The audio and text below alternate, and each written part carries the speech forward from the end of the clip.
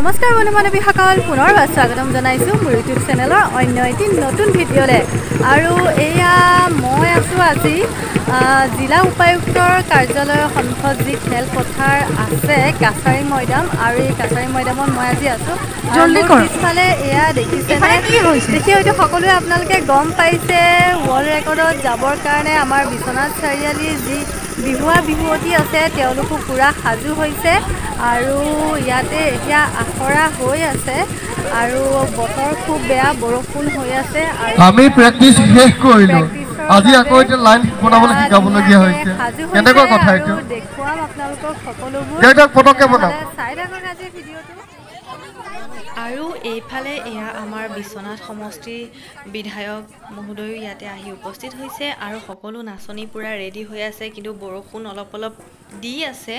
আৰু বৰষুণটো কমিলে এয়া ষ্টাৰ্ট হ'ব আৰু এয়া দেখিছে বৰষুণ কমিছে আৰু এতিয়া আৰম্ভ হ'বলৈ গৈ আছে আৰু বেছি সময় নাই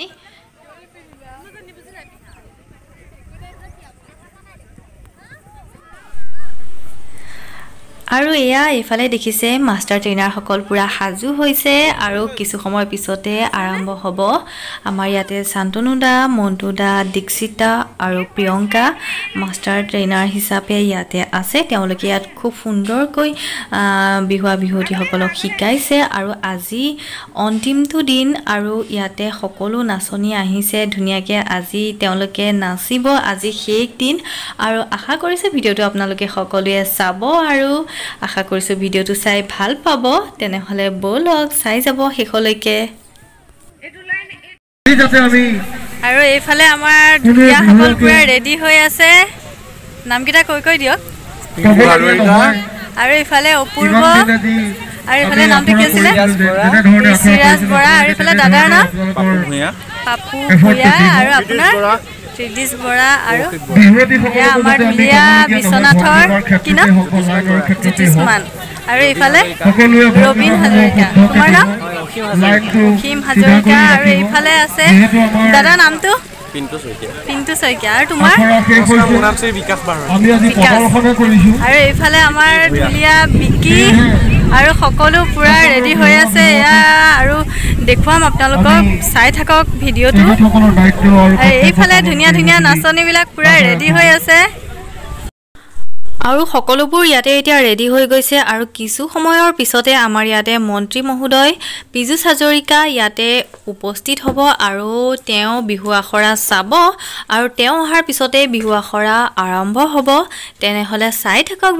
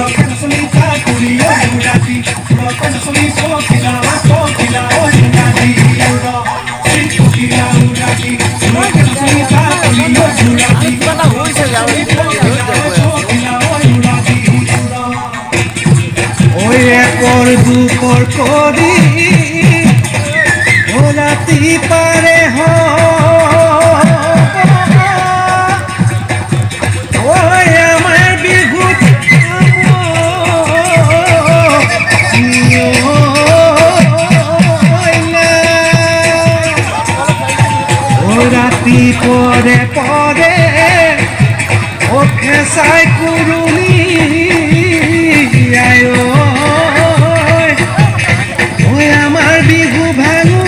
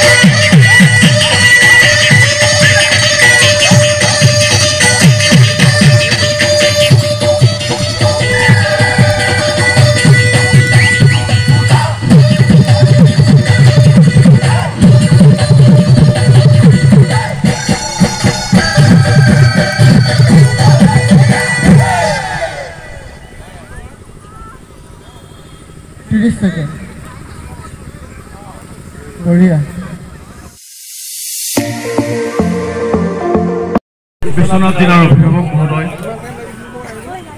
মাননীয় পীযুষ হাজৰিকাদেৱ উপস্থিত আমাৰ বিশ্বনাথ সমষ্টিৰ বিধায়ক মহোদয় প্ৰমোদ বৰঠাকুৰদেৱ আমি মাননীয় মন্ত্ৰী মহোদয়ক এখনি ফুলাম গামোচাৰে আদৰণি জনাব বিচাৰিছো আদৰণি জনাব আমাৰ বিশ্বনাথ সমষ্টিৰ মাষ্টাৰ ট্ৰেইনাৰ মুখ্য প্ৰশিক্ষক প্ৰিয়ংকা ৰাজপাল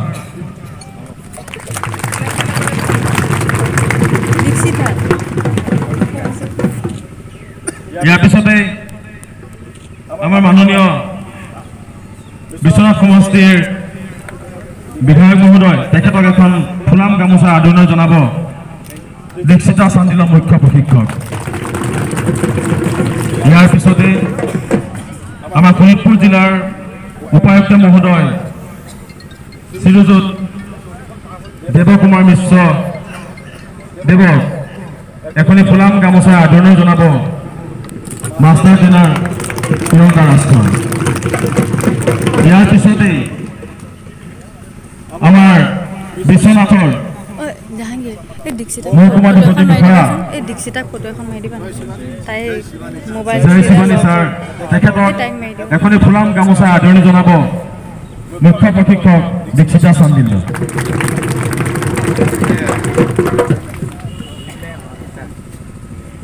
আমি মাননীয় মন্ত্ৰী মহোদয়ক দুই এষাৰ বক্তব্য ৰাখিবৰ কাৰণে অনুৰোধ জনাইছো